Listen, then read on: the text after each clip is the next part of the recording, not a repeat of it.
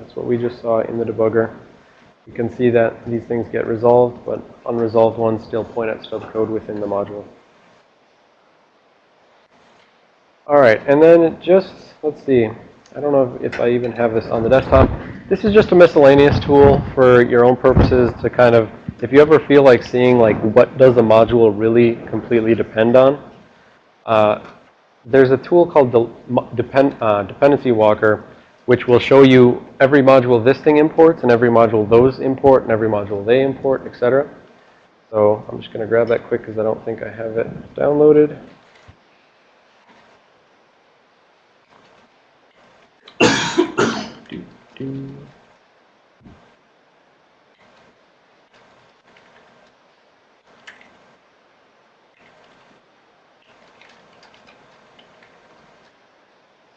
Go away.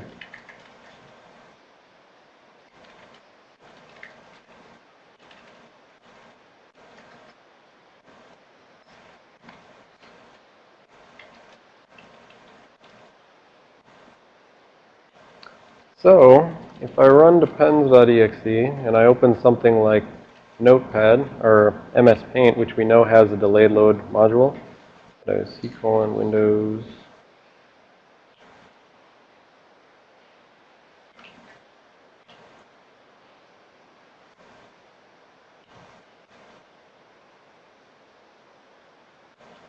If I close all those windows,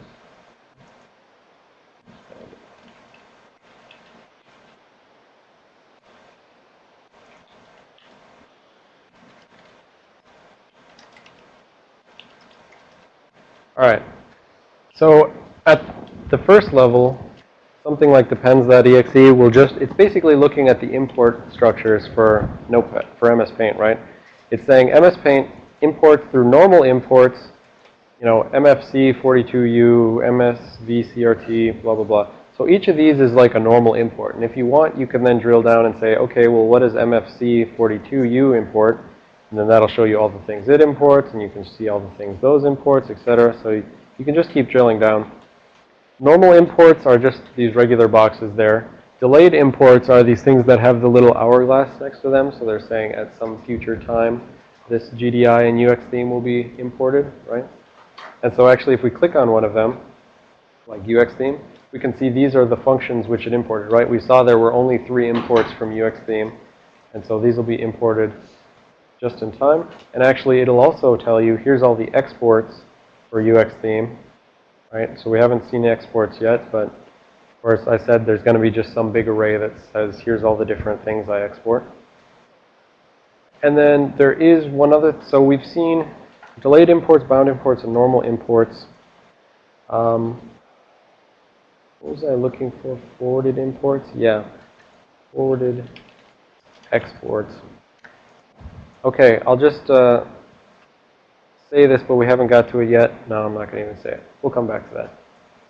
So there is another kind of quasi-import that only has relevance when we know about exports. So that was just a quick thing to say, like, if you ever feel like browsing something in an import and export specific sort of fashion, you can use something like depends.exe to go walk through and see everything that's imported and exported all the way down the line in terms of prerequisites. So you can expect that all of those things are going to be in the module address space, except the delay loaded ones, which may only be added at some point later. All right, so this is the thing I wanted to say before I told you what that blob of code that gets stuck in by the linker is. So there are 2 functions which you should know about because, I mean, 1, because this is how the delayed imports is actually implemented, and 2, because malware makes use of these functions a lot. They're load library and get proc address. So these are actually functions the system gives you in order to load library. That brings the DLL off a disk. You just say load library user32.dll, and it loads it into your current process address space. Get proc address, then, you take a handle given to you by load library, and you pass it into get proc address, and you say, for this module, user32.dll, call get proc address and say, you know, I want function whatever. Well, let's say I called load library ntdll, and then I called get proc address on NT query system information, right? That's what we did before in the import address table hooking thing. So you would call load library to get NTDLL, and you call get proc address to get back the function address, the absolute virtual address of NT query system information. And so now if you go back and you look at that import address table lab, you'll see that actually how they got the original address for NT query system information is they called, just in one big line, they called load library NTDLL, get proc address NT query system information. So the other thing to say then is, so now that you know the existence of these things, I can say that if I were to go back and step through that MS Paint example quick, you don't have to follow along here, but eventually in that MS Paint example, we just stepped over a function and like magically somehow all the code inside of that eventually filled in the function pointer thing. If I step into that function a bit and I keep stepping into different things that it calls, eventually I'll see that it calls load library, and eventually I'll see that it actually calls get proc address.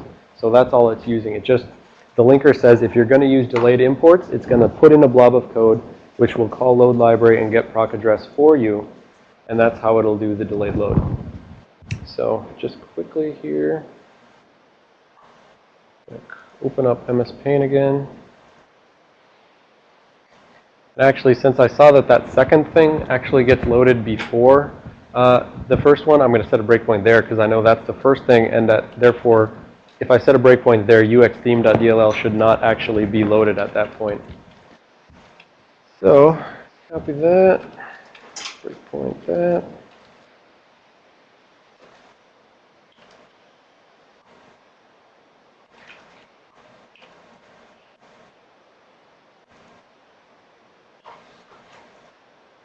All right, so that one gets hit very early, and we see some stub code as before. All right, stub code just takes the address, 103E6C8 because it's not this first one. So we're going to step into that,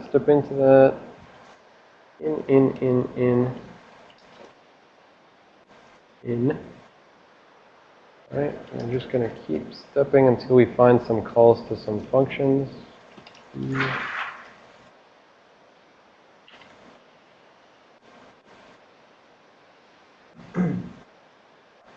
There we go.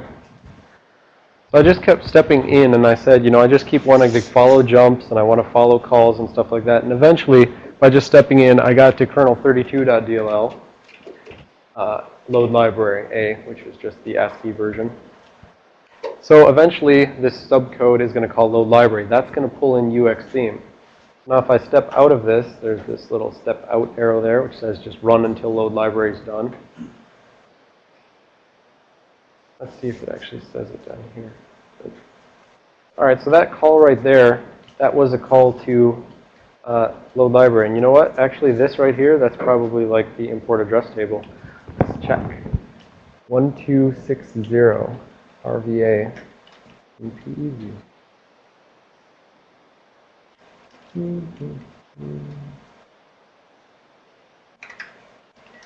1260.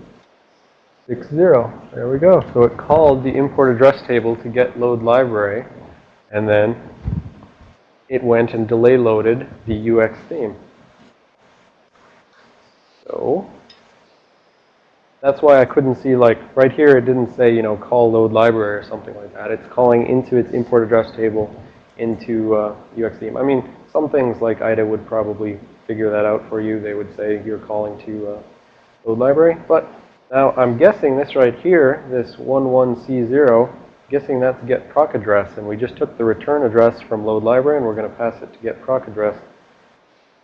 But actually, we got this jump there, so maybe not. Let's see.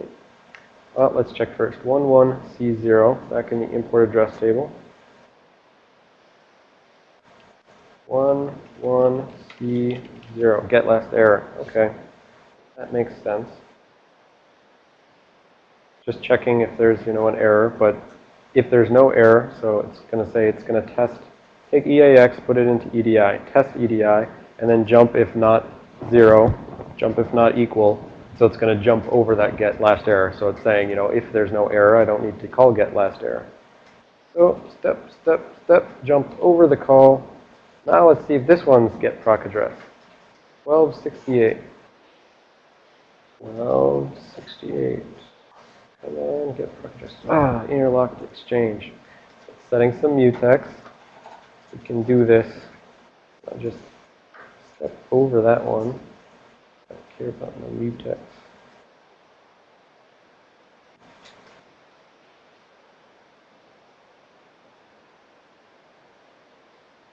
Oh, here we go. We're pushing some stuff, and then we're calling. All right, 1111C, or sorry, 11CC. Ta-da! Get proc address. Okay, we found get proc address. So I have proved my assertion that the stub code eventually calls load library to load up a DLL, get proc address to resolve an address. And actually, if we stop immediately before we call and we look at the values on the stack, we're probably going to see one of them is the passed-in string of the name of the function we're trying to import, or trying to resolve, rather. So let's see, I am right here right now, and if I look at the stack, pull up another memory window. I look at the top of the stack as the words. I'm going to guess that one right there is the string, like so. There we go, open theme data. So I got a pointer to the string open theme data on the top of the stack.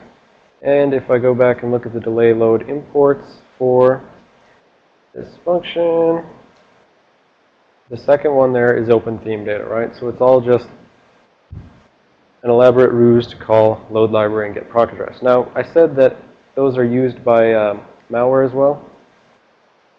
So when malware uses it, it's frequently in order to obfuscate what functions they actually import. And therefore, the notion is, if I can look at the import address table for some malware, and I see functions like, open socket or, query registry value and stuff like that, I've got an initial idea about what the malware is doing, right? It has network connectivity and it's modifying the registry and stuff like that. So what malware will do is they will only import something like get proc address and load library. And then they have some strings, pseudo encrypted somewhere within the file, right? They've, XOR'd out the strings, so you can't just run strings on the binary. And so then all they do is their code just initially runs load library on whatever, kernel32.dll that they want to pull in, ntdll, and then they just import each function that they want by using get proc address. And so ultimately they'll still have the same functionality. It just won't have been done for them by the operating system. They'll do it themselves manually. And that's a way to sort of hide from initial analysis what functions are being used. And actually, that's also done when something, hopefully, well, as long as I keep moving along here at a rapid clip, we'll get to the packing lab today, and we'll go through unpacking some very simple unpacker like UPX, and you'll see how potentially it is using something like, so, well, I'm not going to jump ahead. So hackers and things like that will use load library and get proc address in order to resolve function pointers that could not have possibly been resolved at load time, because at load time the code was the packer code and all of your real code was compressed into a blob inside the pack tank. So, all right. Yep. So right here, this last thing is just saying that it's used by malware in order to hide it so that they're not going to have all of the import names table saying all the functions they resolve, all the functions they use. They'll just resolve them themselves manually.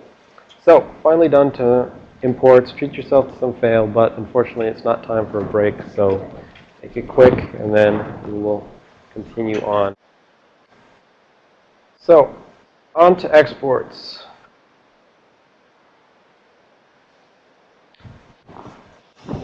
Right? So the whole point of having a library, something like a DLL, is that you're trying to export common functions that other executables can use, right? You're saying, I want to put this code in one place, and then that code can find it, and that code can find it, and I'm going to be exporting this function, draw theme or open theme data, whatever, NT query system information. I'm going to be exporting this function from my module, and I want other modules to come and just use this single version of the function.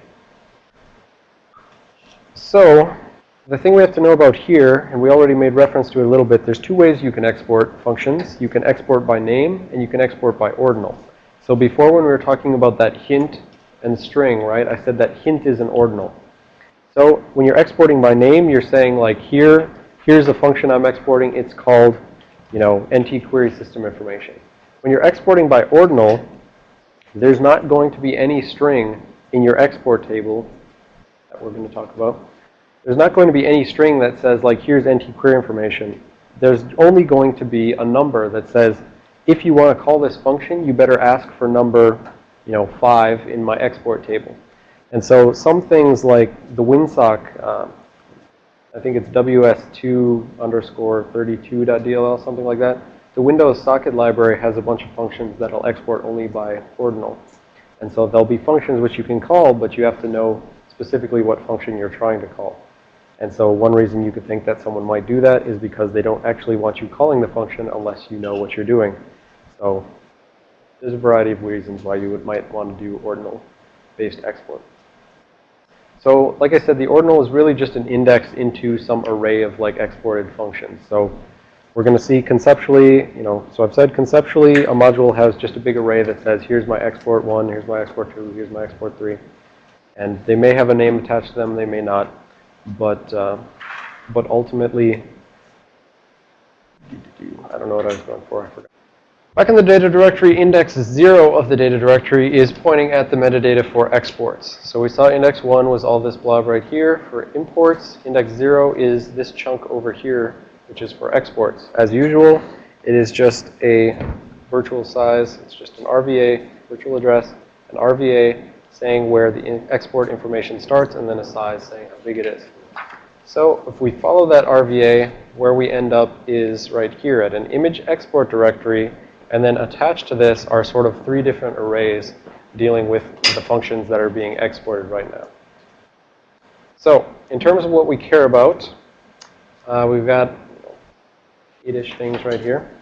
So now, this is where I fill in the lie that I told on the time date stamp with respect to bound imports. I said that, the OS loader just goes and looks at the time date stamp in the file header for, the module which is bound against. But in reality, there's an actual time date stamp for the exports. And so, who was it yesterday who asked about, like, was it you, David, about whether you can trick and, like, not change the time date stamp in order to, like, not specify that the exports have changed? Or no? Okay. I don't remember who asked it, but the point here is this time date stamp can be separate from the file header time date stamp. And so because this is the one that's actually checked versus this is the one that's actually checked against by the OS loader when it's walking around and saying, do I need to fix any of these bound imports? Do I need to fix the bound imports? Since it checks this one, if you recompile your executable, but nothing has changed about your exports, they're all still at the same offset, and they're all still the same ordinal numbers and stuff like that. If nothing has changed about what you're exporting, this time date stamp can stay the same, even though the time date stamp in the file header has been updated because you recompiled it. So yeah, basically the point here is this is the one which is actually checked against for bound imports.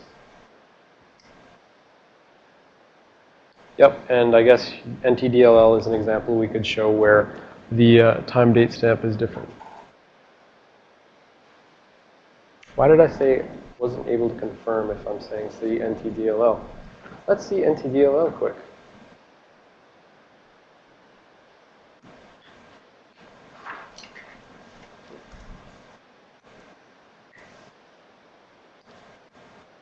For exports 498 ending in 82. There we go. Yeah, so here's an example, NTDLL, where the time date stamp, here it says 499 blah blah blah. But in the actual export directory, in this time date stamp field, we have 498 something. So you can see the time date stamp is older here. It's 2009-206, and it's newer for overall, so 2009-209. So it was actually compiled 3 days later, and nothing actually changed in the exports, and therefore the time date stamp here was updated, but the time date stamp here was not updated.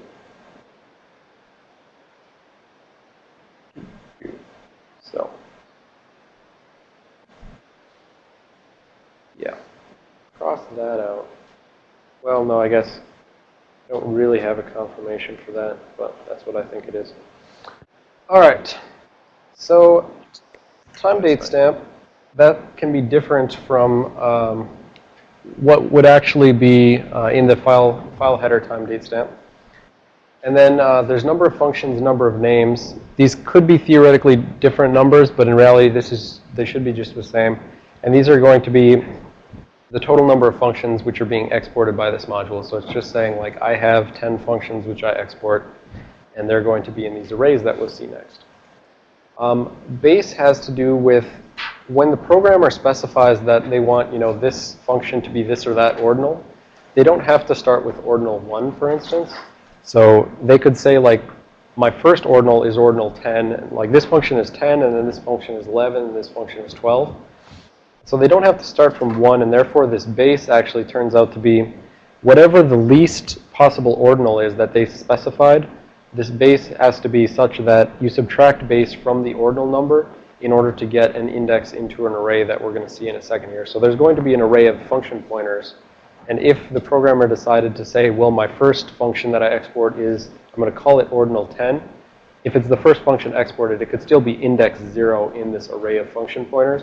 And so the base is just to subtract, base would be 10 if the first thing's 10, so that 10 minus 10 is 0, to say that this is actually index 0 into this function pointer array of exported functions.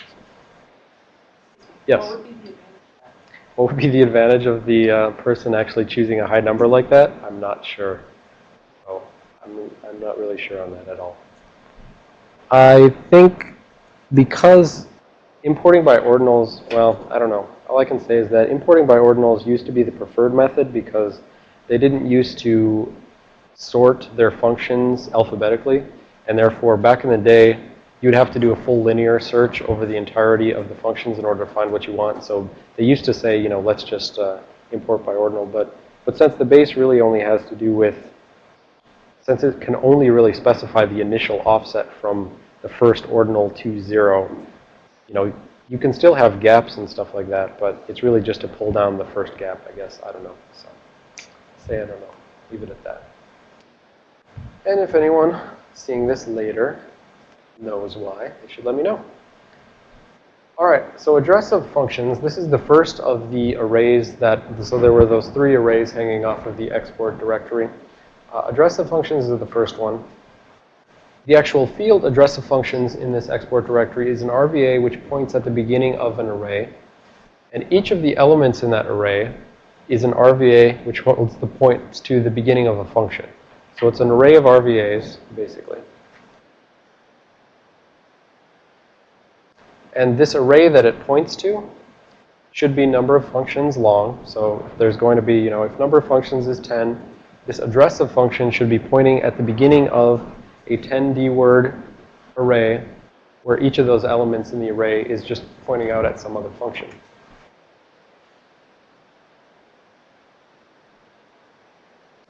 And specifically, the thing which is pointed to, this address of functions, this array it points to, we're going to call that the export address table.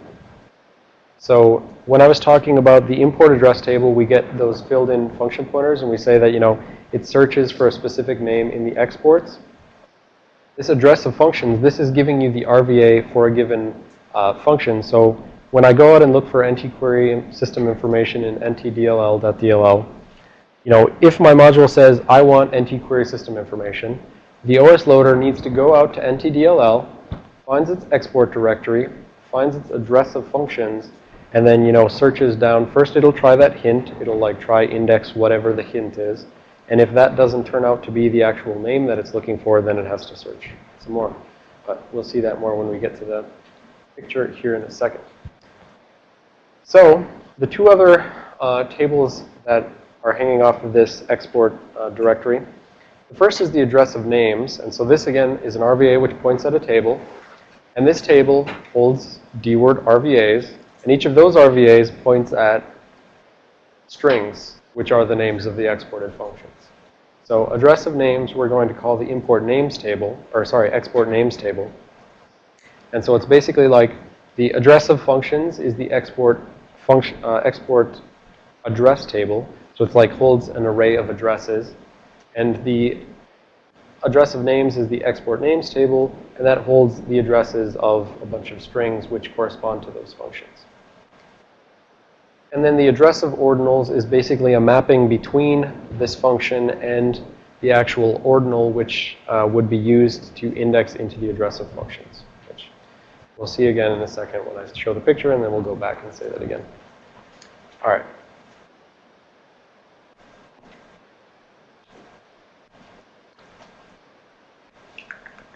I'm going to go back to that as well. All right. So we start out, so now the difference here between imports and exports. In imports, we saw before, there's one of those descriptors per module that you import, right? You have to say, I want this module, and I want that module, and I want that module. Exports, it's only saying, here's the functions which I export. Therefore, there needs to only be one image export directory in the entire program, right? And this single export directory will have something like the name, which will say, you know, I am ACL edit.dll. And, you know, it's kind of redundant, but it's just there for sanity checking, I would imagine. So it has a name, it has a time date stamp saying, I am ACL edit.dll. I have this time date stamp. This is, you know, the last time I've updated anything about my exports. And then we have, you know, the number of functions, number of names. That's just number of functions. Well, yeah, number of functions there, number of names there. And like I said, theoretically they can be different, but in practice they're going to be the same length. And then the address of functions. I said this is the first thing we're going to call, follow that around. We're going to call that the export address table. So what I said is in this export address table, I said this is an RVA which just points to the start of the table. And every entry in the table is an RVA which points at a function. So these are just, you know, if you take the base address of ACL edit and you add it to this, that's the absolute virtual address of, you know, whatever function it is. On the other hand, now we have this export names table on the bottom. And it's just a bunch of RVAs which point at some strings. The strings are wherever else in the binary that they happen to be. But it's basically just saying, you know, this at this offset into my binary is the string DLL main, right? At this offset into my binary is the string edit audit information info, right? So each of these is just, there's some big, you know, big blob of strings for the exports somewhere in my binary. And this export names table has offsets into the blob of strings saying that, you know, this index is that string. Now, the names table, so the names table is used to make a mapping between, or sorry, the name of ordinals table is used to make a mapping between this entry in the names table and some entry in the export address table. So there's not like a one-to-one mapping here. It's not like, you know, if you find that if you're looking for edit permission info and you search through and you find, okay, this index in ENT is edit permission info. You can't just say that index here goes to that index there. Because there can be reorderings, there can be gaps, there can be stuff like that. So what we actually have to do is when we find out that it's this index here, we'd say this is index 0, 1, 2, 3. Index 3 there, and we go 0, 1, 2, 3. And we'd go, now take this value out of the names of ordinals and treat that as an index into the export address table. So this now we're saying, you know, go 0, 1, 2. And this is the actual address of edit permission info. This is the actual RVA to the function within this module. So it's sort of one level removed, and so there's a couple reasons for this. The first one is, nowadays, this table is sorted alphabetically, lexicographically, whatever. You can see that this is alphabetical right here, down on the bottom. And the reason for that is that when you're trying to import by name, when all you have is you say, I want to find edit permission info, by having these sorted alphabetically, now we can do a binary search through this, right? So if they're all sorted alphabetically, and I say I want, you know, well, what did I do in my example? I said, look for edit owner info. Okay, so here's edit owner info. Let's say that I'm the OS loader, and I want to like find edit owner info. Like, where's that address within the function, or within the module ACL edit.dll? So, if I'm doing a binary search and I pretend that this is, you know, just 6 large, and I assume that I go to the middle, and then I go that way rather, you know, since there is no entry exactly in the middle, I can choose to go up or down. I'll say I choose to go up. So I go up, and I take this RVA, and I go there, and I find, okay, so I'm looking for edit owner info up there at the top. And so I go, you know, is E equal to E? Yes. Is D equal to D? Yes. Is I equal to I? Yes. Is T equal to T? Yes. Then I get here and I say, is P equal to O? Right? So is owner info. So O is less than P. So that means I've gone too far in my binary search, right? I've gone too far this way because O is less than P. So now I take, I get rid of that and I go back down to this sub chunk of the array, right? I go to the middle of that and then I go here and I say, okay, the edit matches up again, right? But then what eventually I get is A equal to O. And I say no, it's less than O. So I've gone too far in this direction. And so I go from here. Now this is my only thing left. And so I go here. I go down and this edit owner info will be correct. When I get there, right, I say, okay, I found edit owner info right here, this index into the import, export names table. So that's index 0, 1, 2. And so I go, all right, I want to go 0, 1, 2 into the name ordinals table. And I pull that out and I say, okay, index 1 into the EAT.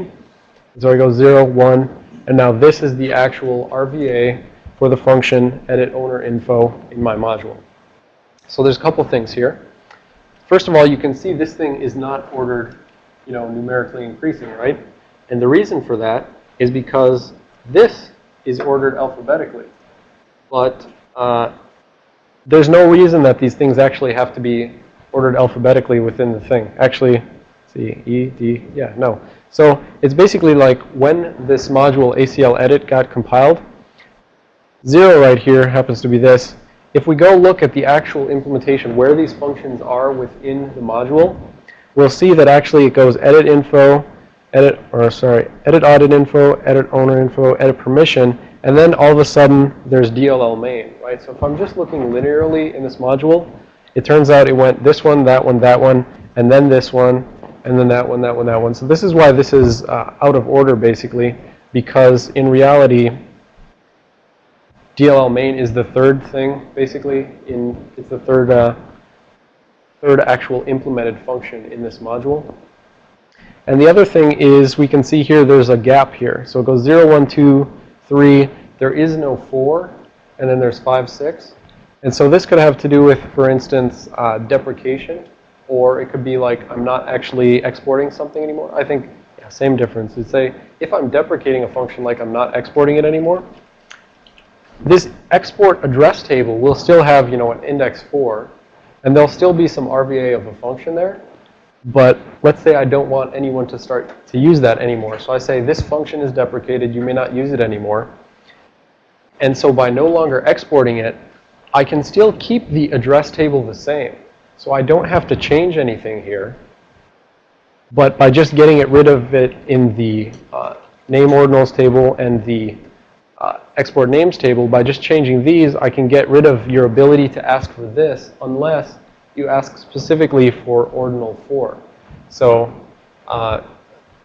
that's one way that you can keep this the same so that someone can still potentially import the ordinal if they want, or they can just import by name for anything which is still available by name. But I can create that gap essentially without needing to update the time date stamp because everything else will still stay the same, basically. The point is, if originally,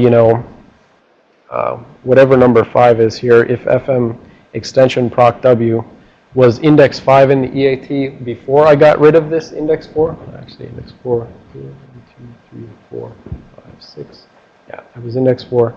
If this thing happened to be index 5 in the table before I got rid of index 4, it's still index 5 after I get rid of index 4, right? So this doesn't change.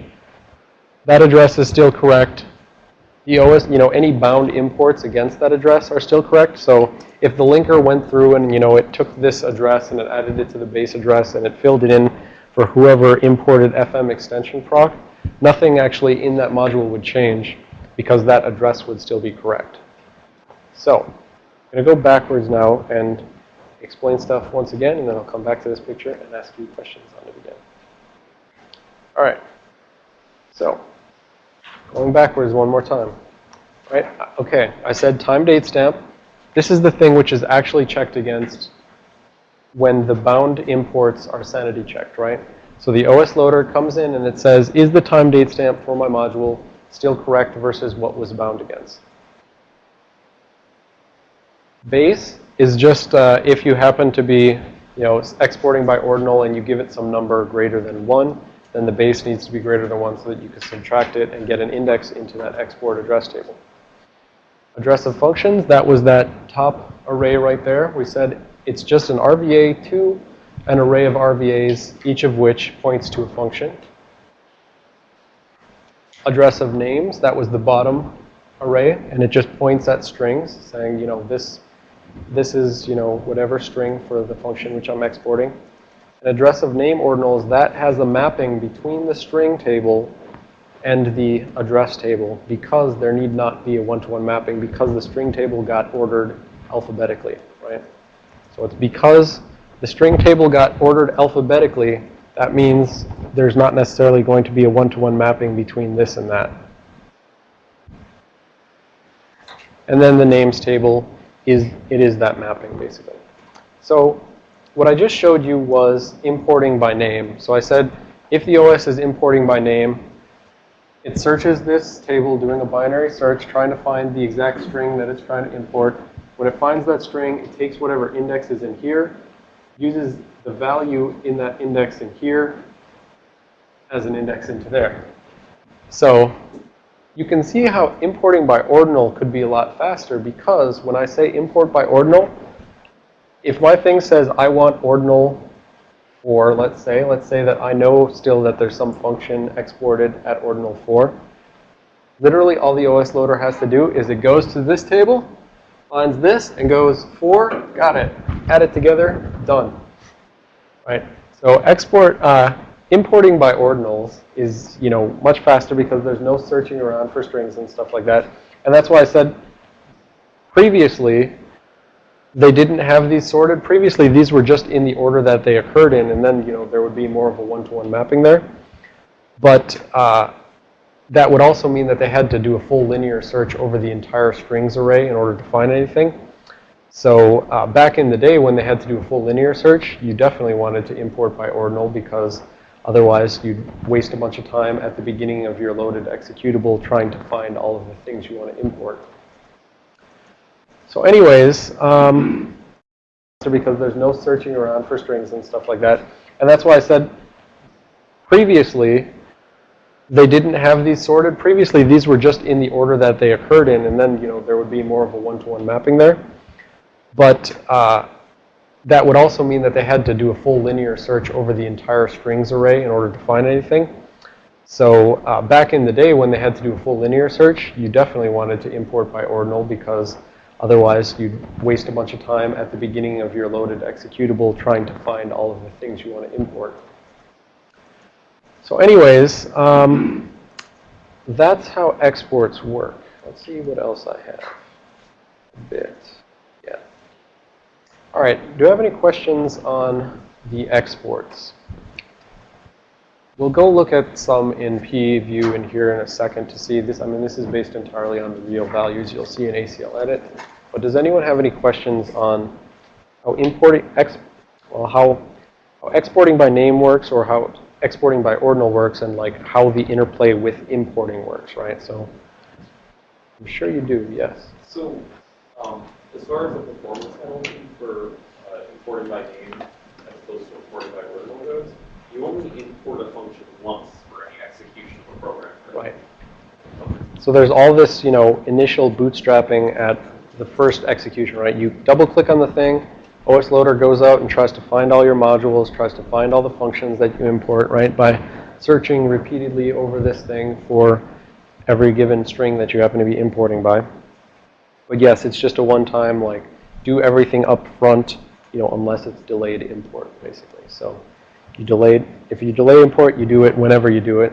But if it's a regular import, you do everything all at once at the very beginning. So, but yes, it's only a single time penalty. Any other questions? Yes. Maybe this would be better answered offline next time. But so we've been talking about importing and exporting in terms of how the loader does it. But when the loader actually imports a function into some program's address space, is it actually going out and copying those, that chunk of assembly that constitutes the function you're interested in and moving it? Or is it functionally, yes. And Bill, can we go over to the board? It's functionally yes in the sense that it's not copying the assembly into, say, telnet's memory space.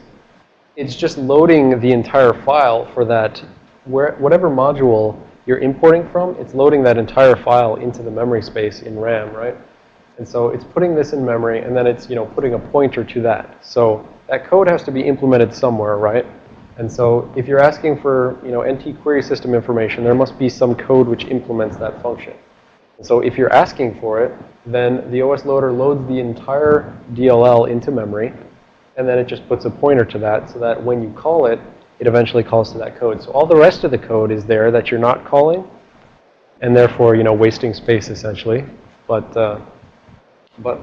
entire modules, everything you import, the entire module gets put into memory. Yes? So if you run two different processes, each importing the same module, does that module get imported twice in physical memory? If you, well, say the question again, but the answer is no. I'm trying to remember how you said it. Say it again. So if you load two processes, each with trying to load the same DLL, is that DLL going to be loaded twice in physical memory? Or is Right. the page just going to be mapped into both? Right. So the question is, if two processes ask for the same code, right? So here I have process A over here, and here I have process B. And let's say both of these are loading this shared library. I'm calling it shared library chunk 1 and 2. But let's say that shared library was ntdll.dll, right? What's going to happen is that for each of them, that code is going to be mapped somewhere into physical memory. So chunk 1 gets put here, chunk 2 gets put there in physical memory, wherever it gets put. But both of these things have the same mapping, right? So this one asks for ntdll, and its virtual memory is pointing at one chunk in physical memory. This one also asks for ntdll, and its virtual memory is pointing at the same chunk in physical memory, right? So there need not be duplication of, wasting the RAM once per process, right? So each process, the OS, part of its job in terms of, saving space and utilizing memory efficiently, part of its job is seeing where it can have the same data in physical memory mapped to potentially different virtual addresses and different process spaces, but ultimately it only wants one copy in physical RAM. There was something else I was going to say. Is that still the case even across different users? Is that the case across different users? I would say probably, depending on how the user switching is done and stuff like that. I'd say probably, but where you're thinking is in the notion of if I write into this, does that change show up in some other user? The answer is no. What an OS is going to do when it's doing some sort of sharing like this is it's going to implement a scheme called copy on write. So if process A tries to literally, write some data into ntdll, maybe they're trying to hook it with that non-IAT version of that DLL that I was talking about. If process A tries to write some data onto its copy of this thing, what the OS is going to do is say, I can see you're trying to write to something I've got shared, and potentially I have this shared amongst a bunch of different processes, amongst different users, etc. So I don't want you to update that version which everybody else is seeing right now. So I'm going to copy this, put it right there, let you write that, and then I'm going to remap yours to the copy that you have right here. So that's called copy on write, where the OS actually pulls off a copy to the side and it gives you a new copy, but everyone else can still share their version as long as they're not writing to it. That would be your virtual address, would you? No, so your virtual address need not change. I'll get back to you on that question, Chris, but I don't think there's any succinct answer to it. Your virtual address need not actually change. Your physical address will change. So your virtual address can still say the same as whatever that was. The OS just, has some tables which map virtual to physical, right? Keeps the same virtual and maps it to a different physical. Yep, so you won't see any difference. You'll still be accessing the same exact address. It's just behind the scenes, the OS switches out a different chunk of physical memory. Yep.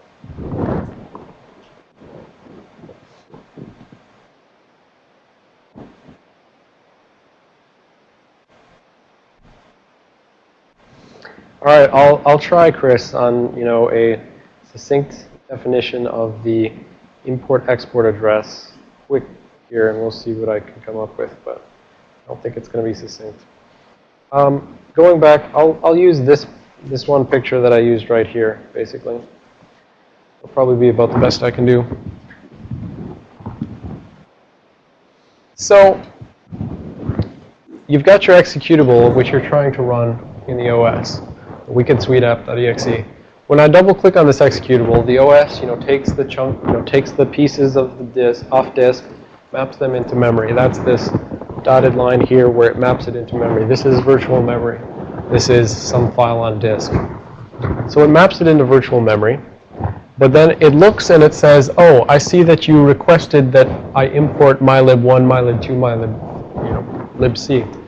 It sees that you requested those because each of those things there that says import mylib1, mylib2, and libc, each of those things right there is what I'm calling a import descriptor. So this array right here of mylib1, mylib2, and libc, that is essentially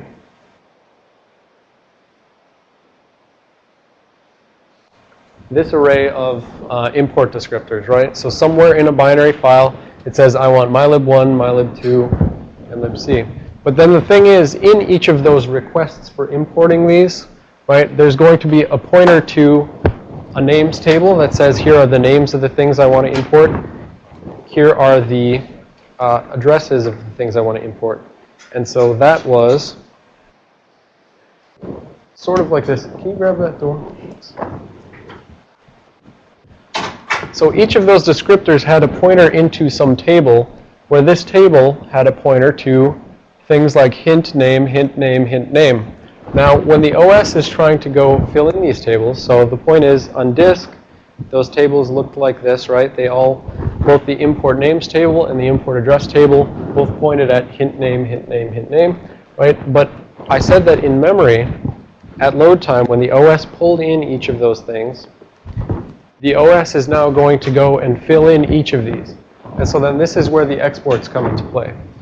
The OS loader is going to walk this list of names, and it's going to say, all right, I see that you want X release fast mutex, and you say that it's ordinal 1. So the OS is going to go to, in this case, this line comes from hal.dll. It's going to go to hal.dll's exports table. Right? It's saying, I want to import X released fast mutex. And so it's going to go to the export table of hal.dll. And it's saying, I'm going to try ordinal 1 first, but if that fails, then I'm going to just search for a string. So what the OS loader will do is, where did my exports table go? What the OS loader will do is, pretend this is hal.dll. The OS loader will say, okay, well, I'm going to try, index 1, but, it can't just go like that. In reality, since, we know that these are not necessarily mapped to the names, what it would do is it would search through here and it would say, okay, you say that index 1 is actually 0, 1, 2 in this array. So I go 0, 1, 2 in this array. And then I check that string that immediately followed the hint, and I say, does this string equal that string? If so, okay, that was a good hint. I got the right thing to import. And therefore, I just go back and I say, okay, index 1, and I can go in and I can just go ahead and grab that address, take that, add it to the base address, and go fill it back into the table, right? So I would take this, 4010, I'd add it to whatever the base address of hal.dll is, and, well, I meaning the OS loader. The OS loader would grab that and take it, and it would, add those base to the RVA, and it would fill it into this. And then it would go to the next one, try the next hint, and check against the string, try the next hint, and check against the string, etc. Let's say that, hint 1 was not equal to the string that it wanted, right? So it says, okay, hint 1 should be X release fast mutex. So the OS loader goes down. And it goes in here, it finds, okay, hint 1 is this one right here. It says, okay, this is not the same string that I'm looking for. Not the string you were looking for. So instead what it has to do is import by name. So now it says, okay, for the string I'm looking for, binary search this thing, blah, blah, blah, find the string I'm looking for, use that to go into here, use here to go into that. Take that address, add it to the base address, and go fill it back into the table, the import address table. Fill it in, right? So either the hint is correct and it found the export pretty much on the first try, or the hint is incorrect and it needs to just search the strings table for the string which is listed in the import names table. And eventually, the whole point is just get the real base address. Now, this is the real base address, not the image base in the structure header. Over to the board, Bill. This is not the image base in the P header. This is take the real base address where this module is actually loaded into memory and add the RVA to that and fill in this absolute virtual address in the import address table of the module which is trying to import it. Right? So these are the real runtime base addresses. You need to take that address and add it to the RVA. And again, it's because those can move around that we're using RVAs in the first place, right? The reason we don't just have a bunch of hard-coded addresses is because this can move around and you just want to say whatever that happened to be at runtime, add the relative offset, and get an absolute address for this module right now in this memory space and stick it into the table. I got it. Hey, thank you very much. Okay, so again, any further questions about the basics of imports and exports, things like that? Anyone have any further questions they want to ask?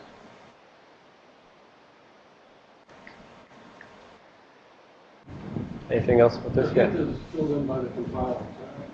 Right, at the link time, right? So at link time, you know, the linker can know, okay, well, it's going to import, it wants to import this or that module, right? And it can go over and it can check the exports of the thing which it would be imported from at load time. And it can say, okay, it looks like you want, oh, going back up here. At link time, the linker can say, okay, it looks like you want X release fast mutex. And I'm going to go over and look at hal.dll, and I'm going to check its exports table. Again, the hint is kind of like a speed hack, just like binding. It's filling that in at link time so that you can, the OS loader can potentially find it that much faster. Basically. Yeah. All right, so time for a 10-minute break. And then we'll come back and talk about forwarded exports.